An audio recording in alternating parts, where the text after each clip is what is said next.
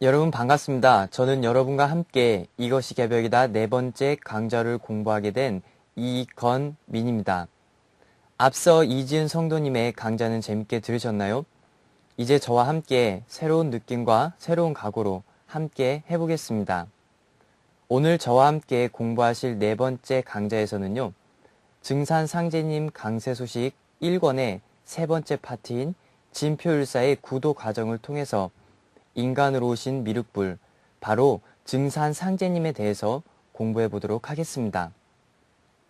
첫 번째 화면을 보시면요. 우리나라 한반도 땅에 미륵불상이 처음으로 세워진 모악산, 금산사 미륵전의 모습입니다. 미륵전 안으로 한 번 더 들어가 보실까요? 오른편 사진을 보시면 바로 미륵전에 계신 미륵불상의 모습이 보이고 있습니다. 그 미륵불 아래에는 어떤 것이 있을까요? 보시면 아래 사진과 같이 시루가 미륵불상을 받치고 있습니다. 그렇다면 왜 시루가 미륵불상을 받치고 있을까요? 뒤에 부분에 가서 좀 더 자세히 살펴보도록 하겠습니다. 금산사 미륵전에 미륵불상을 세운 인물은 통일신라 시대의 진표율사인데요. 그 진표율사는 어떻게 해서 금산사에 미륵불상을 세우게 되었는지 진표율사의 구도 과정에 대해서 다큐멘터리를 보도록 하겠습니다.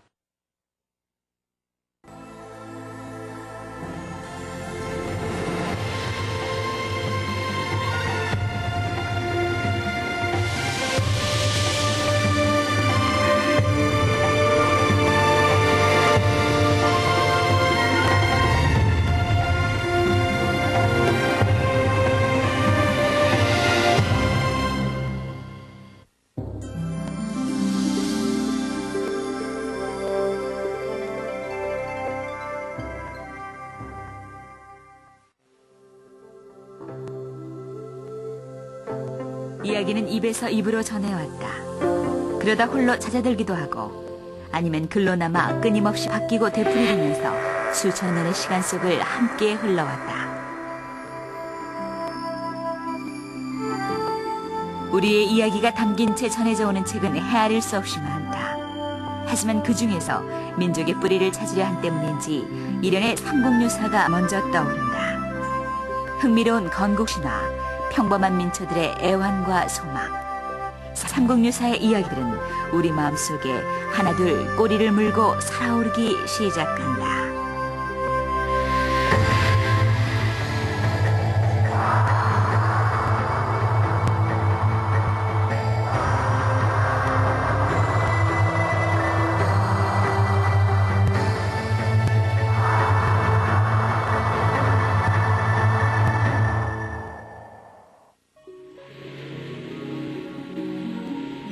미륵과 지장보살이 그 모습을 드러냈다. 한승려의 치열한 수행을 칭송하기 위해서였다. 통일신라 말기인 763년의 일이다.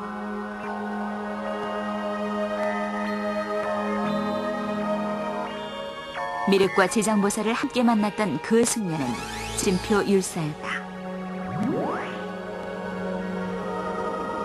미륵보살은 진표율사에게 하나에는 구자, 또 하나에는 팔자라고 씌어진 두 개의 보물을 전해준다. 다른 이름으로 팔쪽이라고도 불리는 두 개의 간자였다.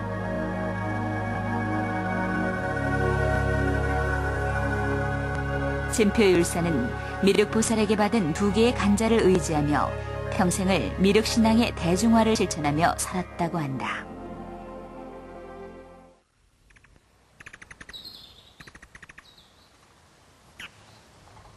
미륵보살에게서 직접 간자를 받았다는 진표율사의 이야기. 그 이야기로의 여정은 전라북도 부안군의 변산에서 시작된다. 김제 만경평야의 너른 들판. 그 서쪽 끝에 자리 잡고 있는 변산은 높은 산과 깊은 계곡, 그리고 군데군데 깎아지른 듯한 벼랑이 많은 곳이다. 이곳에서 진표율사의 구도는 시작됐다고 한다. 삼국유사의 책장을 남겨보자.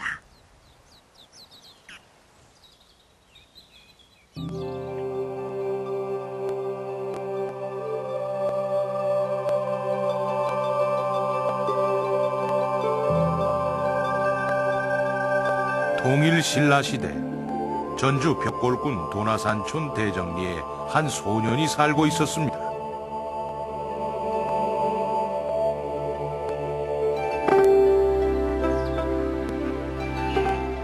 날씨가 화창한 어느 봄날, 소년은 친구들과 함께 개울에서 개구리를 잡으며 놀고 있었습니다.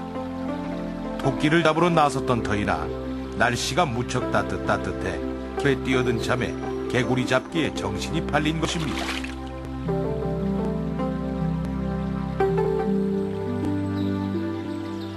소년은 개구리들을 잡아 산채로 나뭇가지에 꿰어놓았습니다. 그때 멀리서 친구가 부르는 소리가 들렸습니다. 토끼를 잡았던 것입니다. 소년은 개구리를 꿰어놓은 가지를 팽개치고 친구에게 달려갔습니다. 그리고 친구와 함께 숲으로 돌아가 다시 토끼잡이에 빠져들었습니다. 해서 그만 가지에 꿰어놓은 개구리들은 까맣게 잊고 말았습니다.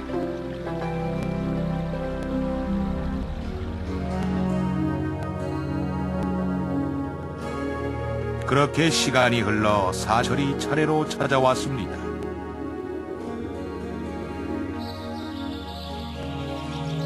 이듬해 봄, 소년은 다시 사냥을 나섰습니다. 그런데 어디선가 개구리 울음소리가 들려왔습니다.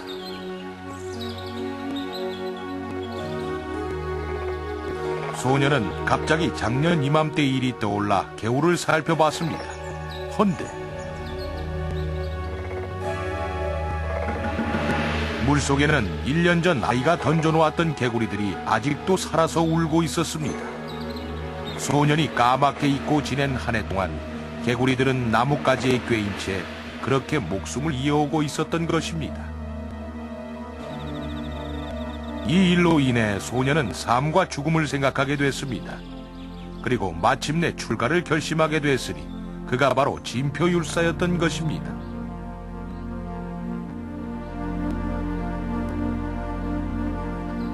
금산사의 순제법사 아래서 가르침을 받던 진표율사는 미륵보살과 지장보살에게서 직접 기회를 받으라는 스승의 가르침에 따라 전국을 떠돌기 시작했습니다.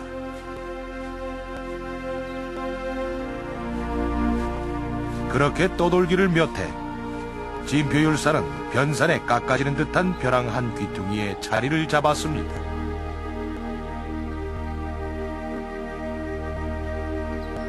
깨달음을 얻기 전에는 절대 이곳을 떠나지 않겠다는 결심이었습니다. 짐이라곤 곡식 20마리를 쪄서 식량으로 가지고 간 것이 전부였습니다.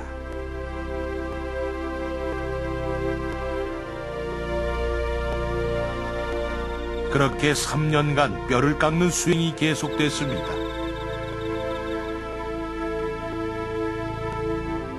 그러던 어느 날,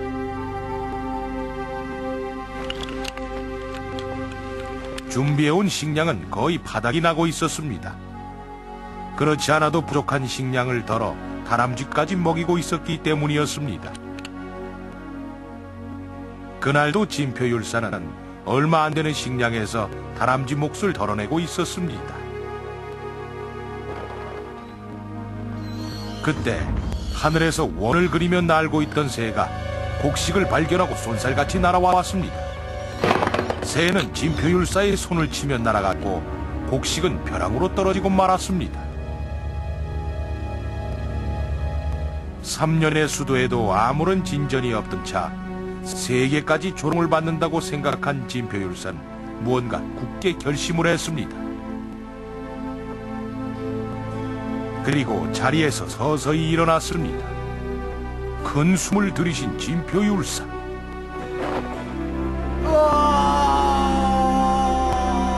절벽에서 뛰어내렸습니다. 그러자 어디선가 푸른 옷을 입은 동자가 나타났고 떨어지던 진표율사를 받아냈습니다. 그리고 다시 벼랑 위에 올려놓는 것이었습니다.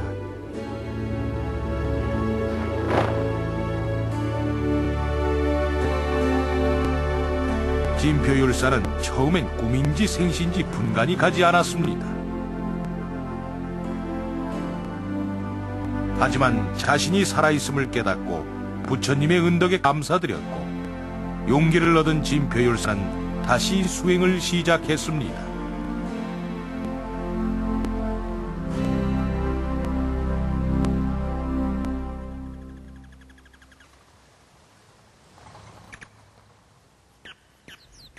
진표율사가 수행했다는 절벽은 전라북도 부안군에 자리 잡고 있는 변산이다. 그중 가장 높은 의상봉. 기암절벽이 병풍처럼 둘러쳐진 곳으로 절벽 아래는 천길 낭떠러지다.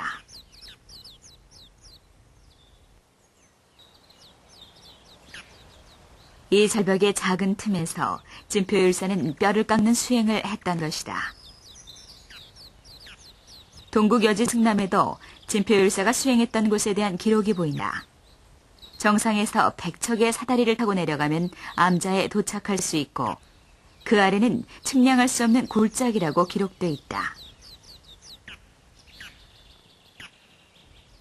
고려 말 이규보도 이곳을 다녀간 일을 기록하고 있는데 쇠줄이 박혀있던 흔적이 남아있고 정신이 아찔할 정도로 높다고 전하고 있다.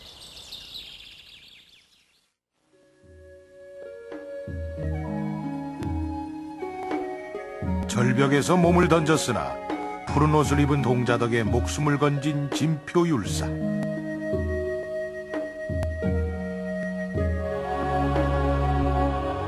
그는 지금까지는 해탈에 아무런 징표도 얻지 못했으나 이제 자신의 수행이 한 걸음 전진한 것으로 생각돼 내심 기뻤습니다. 해서 더욱 부지런히 수행하기로 결심했습니다. 그리고 더욱 적극적인 수행 방법을 택하기로 마음먹었습니다.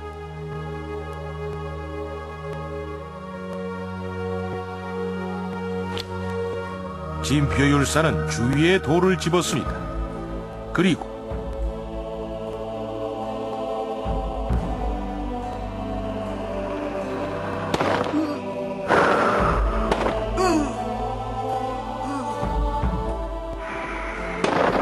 그는 돌로 자신의 몸을 사정없이 내리쳤던 것입니다.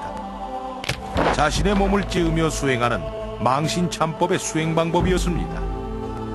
그렇게 20하루가 지나자 몸은 만신창이가 됐습니다.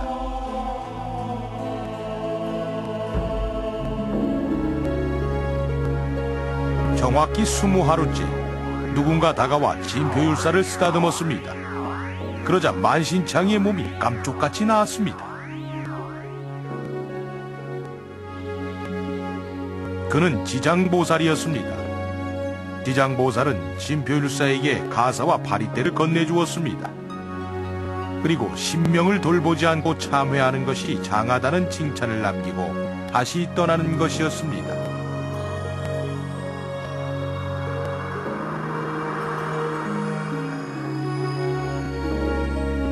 진표율사는 그 영험함에 감복했습니다. 그러자 머리로 후광이 서렸고 깨달음의 빛이 머릿속을 가득 채우는 것이었습니다.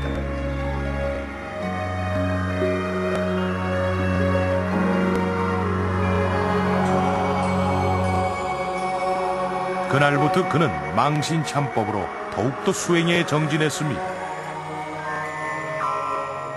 그렇게 다시 20하루가 지나던 바로 그날,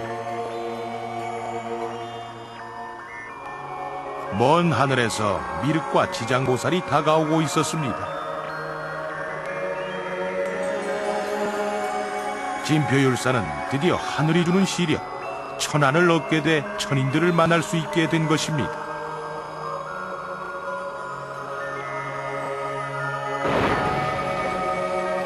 다가온 지장보살은 그의 수행을 칭찬한 뒤 수행자의 규율이 적힌 율책을 건네주었습니다.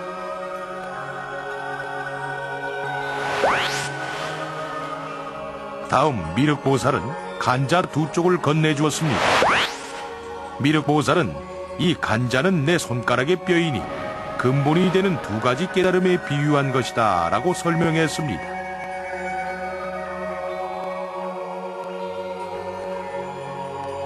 그리고 덧붙이기를 진표는 이제 몸을 버리고 대국왕의 몸을 받을 것이니 후생에는 도솔천에 태어날 것이다 하고 예언하는 것이었습니다.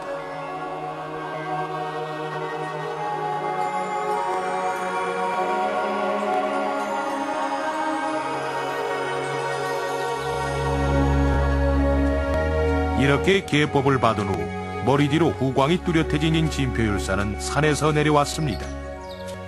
그리고 그의 후광을 따라 모여든 사람들과 함께 금산사를 크게 다시 지었습니다.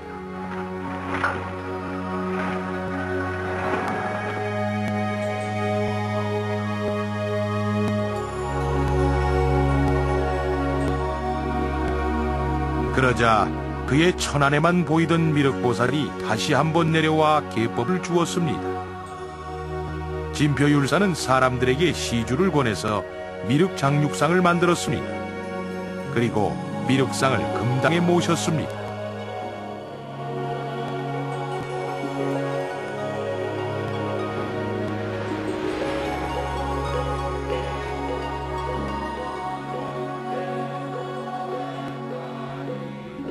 그때부터 금산사에는 진표율사의 무한한 공덕을 흠모하는 이들의 발걸음이 끊이지 않게 됐던 것입니다.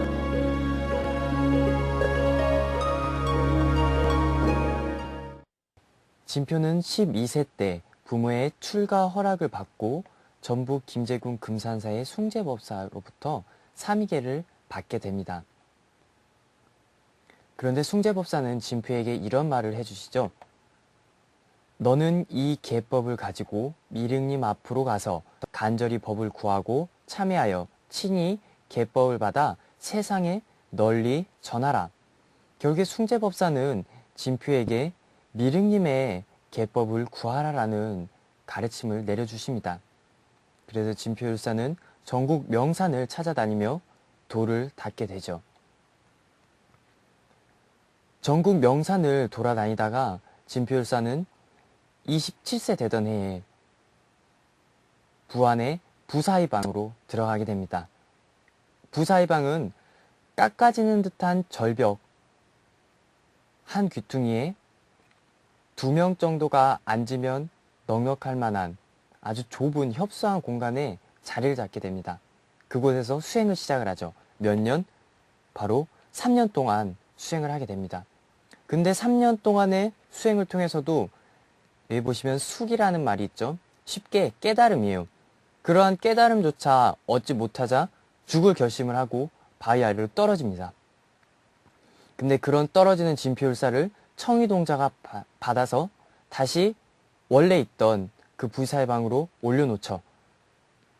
이 영험함을 한번 경험한 진표율사는 크게 서원을 세워서 21일 수행을 들어갑니다. 근데 여기서 중요한 건 망신참법이라는 수행법으로 수행을 하셨다는 거죠. 이 망신참법은 불교의 역사에서도 한 번도 없었고요.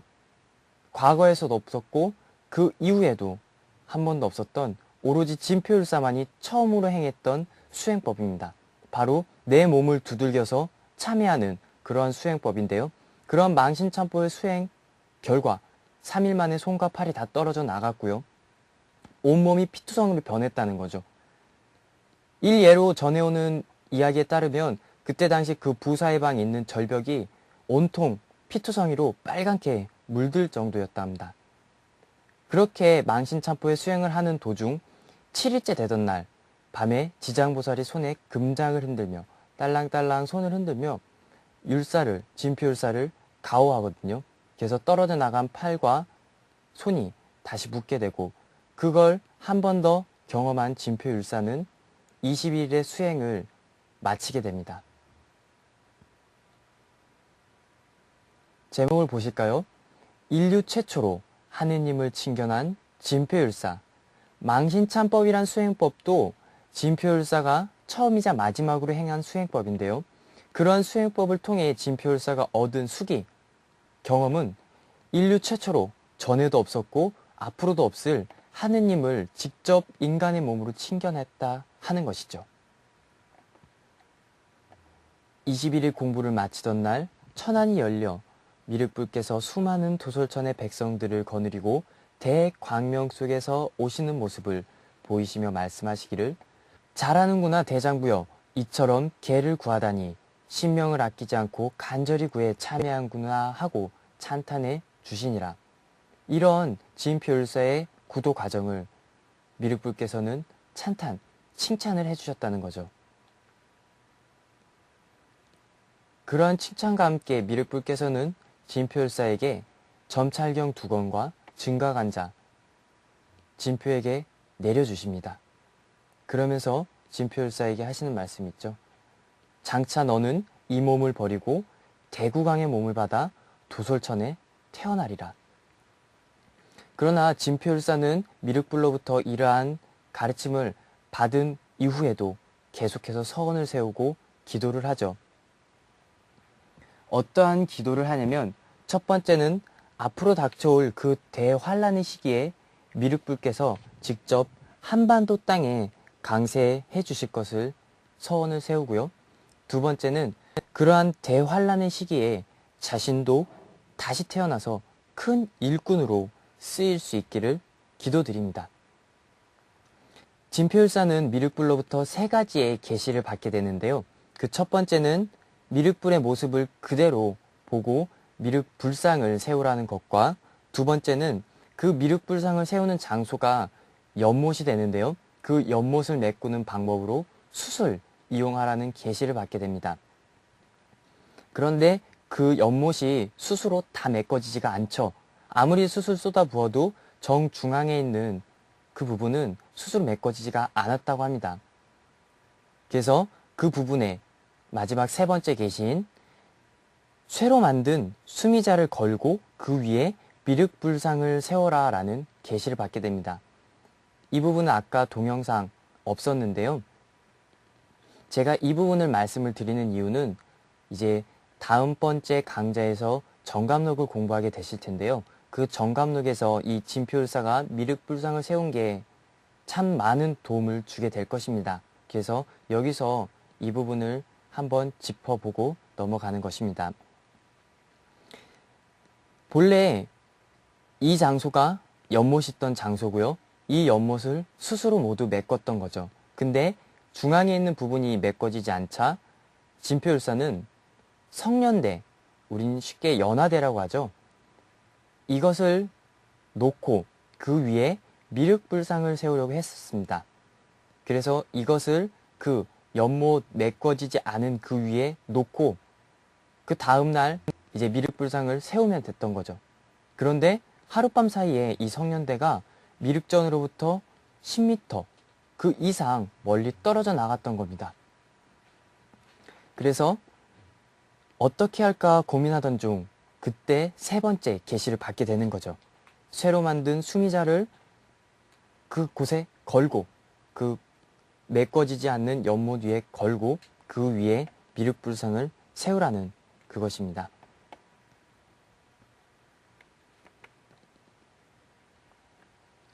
자, 어떠한 시루를 거는가? 보통 시루하면 밑에 구멍이 뚫려 있는 그릇을 가리켜서 시루라고 이야기를 합니다. 실제 처음 화면에서도 보셨지만 미륵불상 밑에 있는 시루의 모습이죠. 지금은 금산사 미륵전에 가도 이 시루의 모습은 볼 수 없다고 합니다. 과거에는 이 시루의 모습을 공개를 했는데요. 최근에는 공개를 하지 않는다고 하더라고요. 그래서 지금 여기 있는 이 사진은 과거에 찍었던 사진을 여러분께 보여드리고 있는 것입니다. 자, 그러면 이 시루가 어떠한 의미를 갖고 있길래 미륵불상 밑에 이 시루를 걸었는지는 잠시 뒤에 자세하게 알아보도록 하고요. 동양 신례 최대 미륵불이라는 내용이 아까 동영상에서도 나왔습니다. 보시면 미륵불상이 있고요. 그 밑에는 시루를 걸어서 그 시루 위에 미륵불상을 세운 것이죠. 가장 처음 세웠던 미륵불상은 금산사 미륵전이고요. 두 번째는 금강산에 있는 발현사의 진표율사께서 미륵불상을 세우게 됩니다. 그 다음 3번째로는 속리산의 길상사, 지금은 법주사라고 하죠. 이곳에 진표율사께서는 미륵불상을 세우게 됩니다. 이건 한 가지 여담인데요. 진표율사께서 미륵불상을 세운 건 하나, 둘, 셋, 3변성도 했고요. 실제로 미륵불상도 처음에는 33척이었고요. 그 다음엔 36척, 그 다음엔 39척으로 세워졌다고 합니다. 자, 이제 시루의 의미에 대해서 알아보겠는데요. 여러분 혹시 시루떡 익히는 모습 보신 적 있으세요? 보통 시루떡 익힐 때 쓰는 시루 모양이 이런 모양입니다. 보시면 동그란 구멍들이 밑에 있죠. 네, 이러한 시루에 익지 않은 곡식, 콩이나 팥이나 그런 곡물들을 한데 모아서 푹 쪄서 익히죠. 그런 푹 찌고 익히는 역할을 이 시루가 하는 것입니다. 자, 어느 정도 시루가 갖고 있는 의미가 파악이 되시나요? 그렇다면 미륵불께서는 왜 시루를 걸고 그 위에 미륵불상을 세우라는 계시를 내려주셨는가? 바로 지금까지 나와 있는 아직 완성되지 못하고 성숙하지 못한 종교와 과학과 철학을 한데 통일하는 그러한 완전히 성숙시키는 그러한 진리가 바로 미륵불의 진리라는 것이죠. 상제님의 말씀을 통해서 시루의 의미를 다시 한번 새겨보도록 하겠습니다. 상제님께서 말씀하시죠. 세상에 시루만큼 큰 그릇이 없나니 황하수에 물을 길어다가 부어보아라. 그릇 중에 제일 큰 것은 시루니라. 너희들 시루떡이 익는 이치를 아느냐? 시루떡을 찔 때에 김이 시루 가장자리부터 오르나니 그 떡이 가에서 익어 들어가 가운데는 마지막에 익어가는 법이니라. 자, 이 뒤에 부분의 도전 성구와 이 마지막 도전 성구는 같이 보면 더 좋겠죠. 부디 조심하라. 나의 도수는 밖에서 안으로 우겨드는 도수이니 천하 대세를 잘 살피도록 하라. 자, 여기서 시루에 대해서 한 가지 더 짚고 넘어가도록 하겠습니다. 상제님께서는 상제님 본인의 존호를 증산이라고 하셨습니다. 그 증, 바로 시루라는 의미인데요. 바로 증산 상제님의 진리가 앞에서도 말씀드렸던 완성되지 못하고 성숙하지 못한 종교와 과학과 철학, 그 밖에 문화, 사상들을 상제님의 완성된 진리로 익히고 통일시키는 그러한 역할을 한다는 것을 말씀해 주시는 것입니다. 이 시루와 함께 비슷한 의미를 한 가지 더 알아볼 텐데요. 중국 명나라 때 주장춘 선생이 쓴 진인도통연계에서 보면 인류 문명의 근원이 되었던 유교나 불교 등의 종교 문명이 어떻게 씨 뿌려져 나아갔는지, 그 성자들이 어떠한 지기를 타고 이 지상에 왔는가를 밝힌 책이 주장춘 선생의 진인도통연계입니다.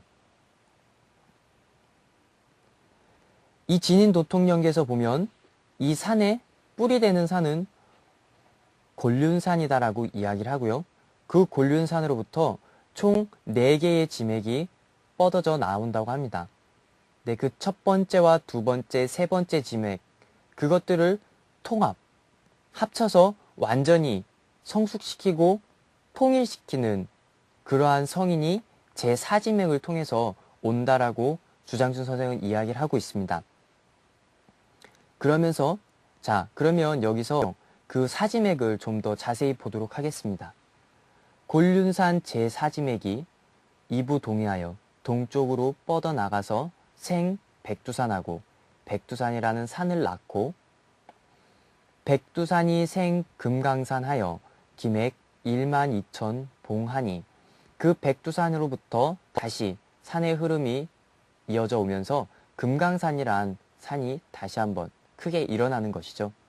우리 어려서 고무줄 놀이 많이 해서 알지만 금강산의 봉우리는 12,000 봉우리입니다. 자, 세 번째요. 생증산하여 그러한 금강산의 그 기운을 이어받아 증산 상제님께서 태어나시죠. 하여 천지분호, 하늘과 땅의 출입문과 같은 그런 출입문의 역할을 하는 바로 모악산 아래에 도출어 오야라. 도가 출현을 하는데 그 도는 어떤 도냐면 바로 오도라는 거죠.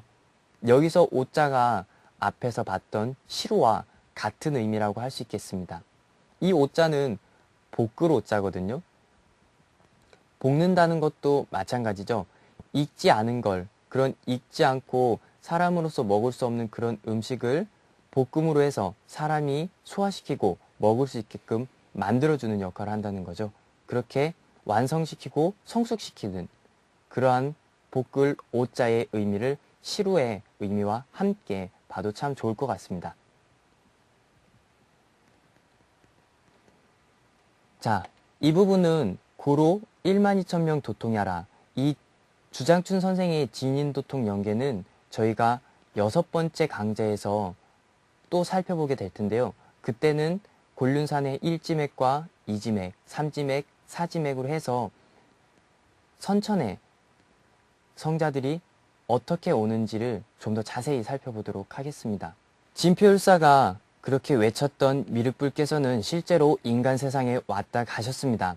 바로 증산상제님이 우주의 주제자 하느님이신 미륵불이신데요.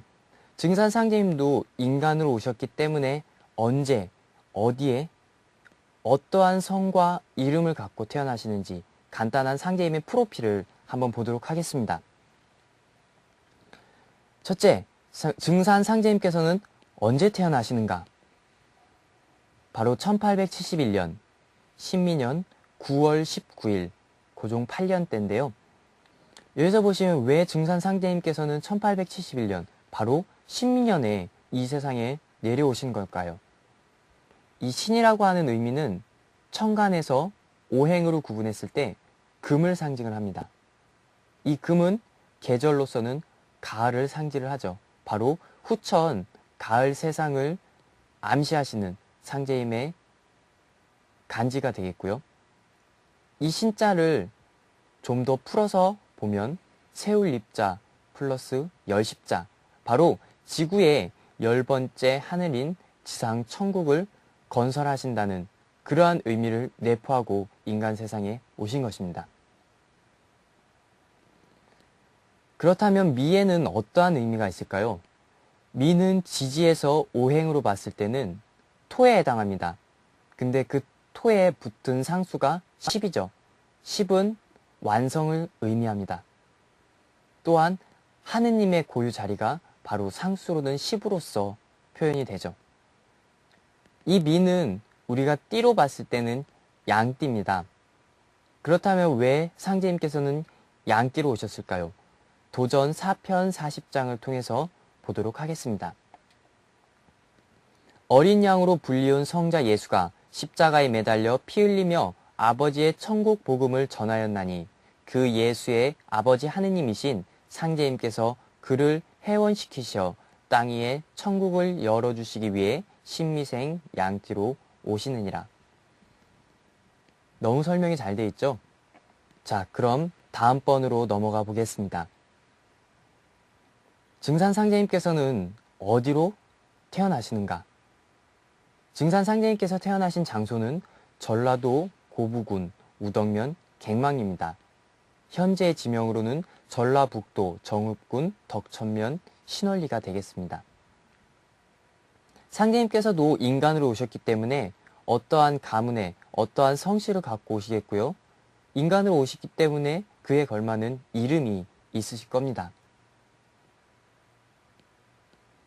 상제님의 성씨는 강씨고요.